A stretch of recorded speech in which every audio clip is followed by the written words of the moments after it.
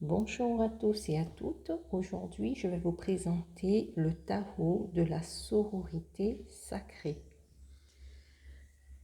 Alors, il y a 78 cartes, vu qu'il s'agit d'un tarot. Je vous montre le dos du coffret. Alors, c'est quand même un grand coffret. À l'intérieur, vous avez un petit livre que je vous montrerai. C'est les cartes sont ici au centre. Donc c'est quand même un joli coffret. Alors je vous montre dans le bon sens.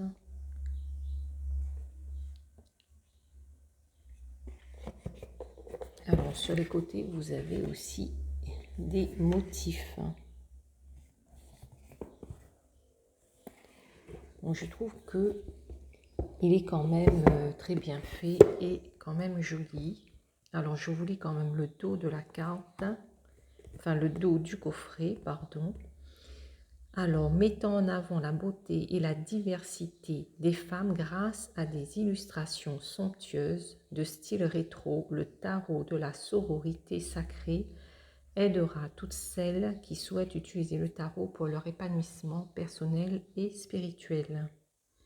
Le guide d'accompagnement, tout en couleurs, le rend accessible à toutes, même aux débutantes. Il vous apportera les bases à connaître sur le tarot et sa structure, tous les tirages possibles et bien sûr la signification de chacune des 78 lames, qu'elles se présentent à vous à l'endroit ou à l'envers.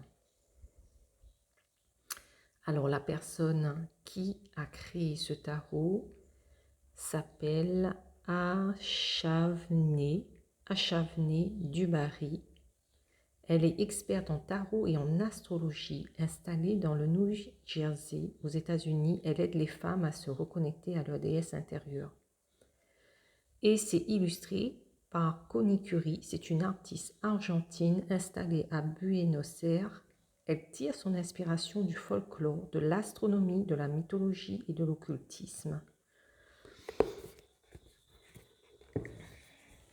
Voilà, alors pour le petit livre, donc il est quand même bien fait, c'est en couleur. Bon, vous avez des méthodes de tirage, ensuite vous avez chaque carte avec donc les mots-clés à l'endroit et à l'envers.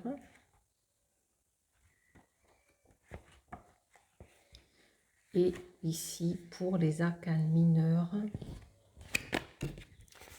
Pour les arcanes mineurs, c'est un petit résumé à chaque carte, mais c'est suffisant pour connaître les significations qui sont similaires à quasiment tous les tarots.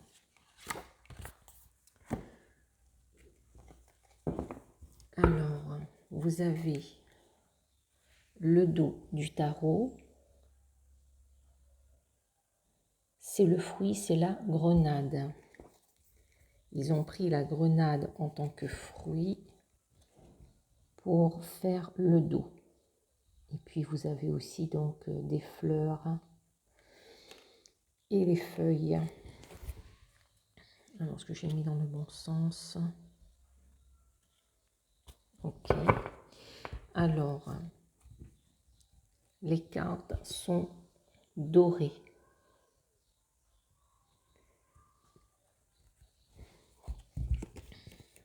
Donc, elles sont quand même moyennes au niveau de l'épaisseur. Il y a des cartes qui sont plus fines, mais elles ne sont pas épaisses non plus pour autant. Mais bon, ça va, au niveau de la qualité, elles me paraissent correctes. Alors, je vais donc vous montrer ça. Au lieu de commencer par le fou, je vais commencer par l'as et puis on va commencer par les arcanes mineures et on arrivera sur les arcanes majeures.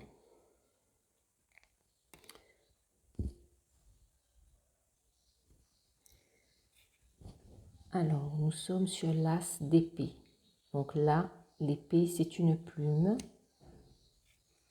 Le 2 d'épée.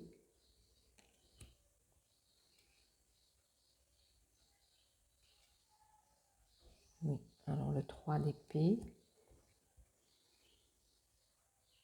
le 4, le 5, le 6, le 7, le 8, le 9, le 10, et ici nous avons le valet, c'est une jeune fille, le cavalier, c'est une femme. Par contre, à savoir dans ce jeu, la reine et le roi, c'est une femme de dos. Alors, dans ce jeu, il y a une particularité. Vous avez les personnages, le roi, que ce soit un homme, c'est une femme. Le valet, c'est toujours, il me semble, toujours une femme. Donc, il y a des femmes de partout. Donc, ce qui me gêne un peu, parce que je me dis, ils auraient pu quand même, enfin, la créatrice, elle aurait pu quand même, voilà, mettre un homme quand il s'agit d'un roi, tout simplement. Donc ça me gêne un peu. Alors ici, pourquoi est-ce que je suis sur le 3 de... Attendez, je vous mets dans l'ordre. Ça y est, j'ai remis dans l'ordre. Alors, nous avons l'as de bâton, le 2 de bâton, le 3, 4, le 5,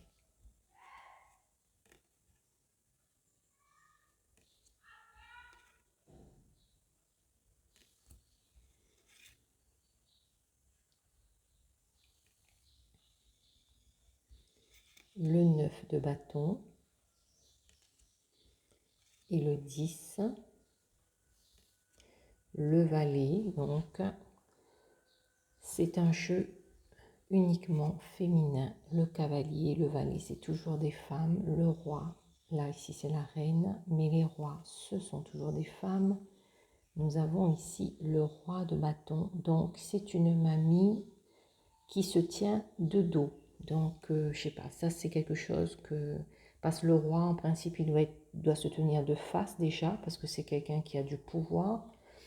Et là, il est de dos. En plus, c'est une femme à chaque fois. Donc, c'est le petit truc qui me gêne avec ce jeu. Mais sinon, hormis ça, je trouve qu'il est quand même bien fait. Alors, nous avons le 4 de coupe, le 5, le 6, le 7,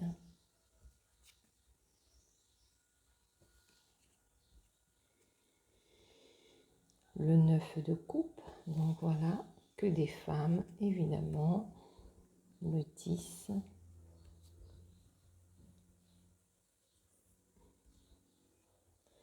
le valet, le cavalier, la reine et encore le roi de coupe, toujours de dos, évidemment, jamais de face. J'ai l'impression que les créatrices, enfin bon, c'est mon avis personnel, mais quand je vois ça, je me dis, bon, il y a un truc, elles ont quelque chose contre le masculin, contre l'homme, parce que c'est... Je comprends pas trop cette notion de la chose. Parce qu'on fait un tirage et qu'on va tirer le roi d'épée, de cœur ou de bâton, et aussi voilà, tout ce qui est roi, à ce moment-là, on se dit quoi? C'est une femme.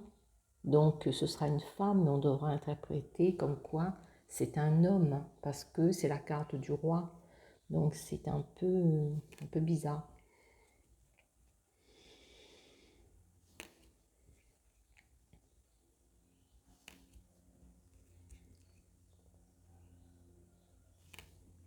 Alors Alors ici, nous avons le 8 de denier, le travail, le 9,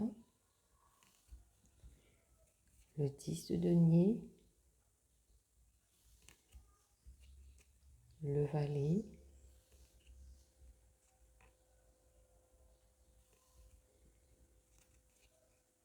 la reine et le roi. Voilà, toujours pareil, deux dos. Bon, alors, maintenant, ce sont les arcanes majeurs. Le monde, le jugement, le soleil, la lune, l'étoile,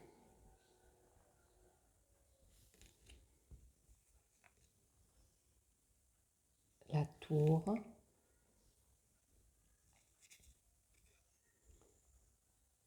ici nous avons le diable,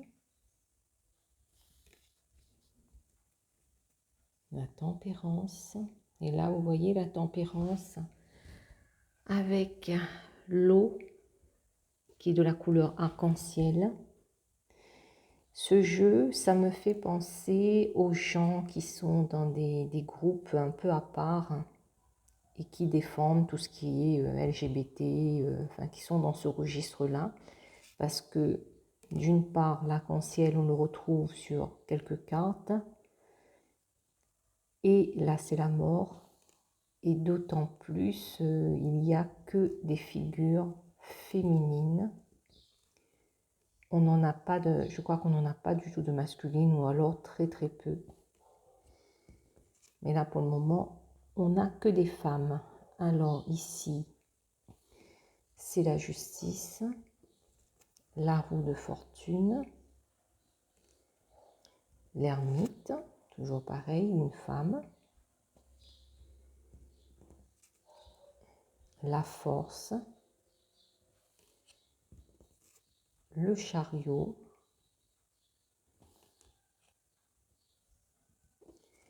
ici l'amoureux avec l'arc-en-ciel et deux femmes,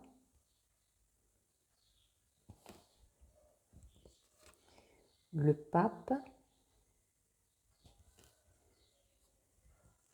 donc l'empereur.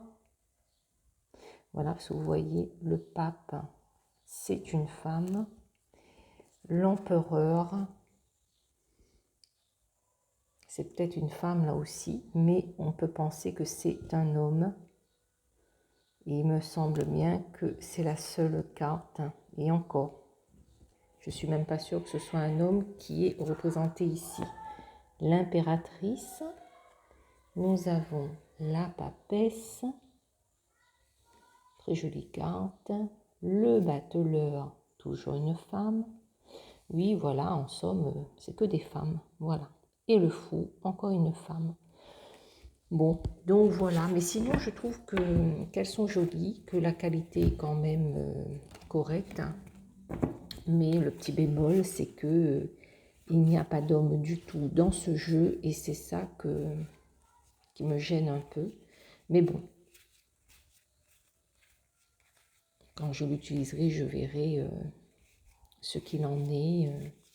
Peut-être que ça ne me posera pas de problème dans la traduction.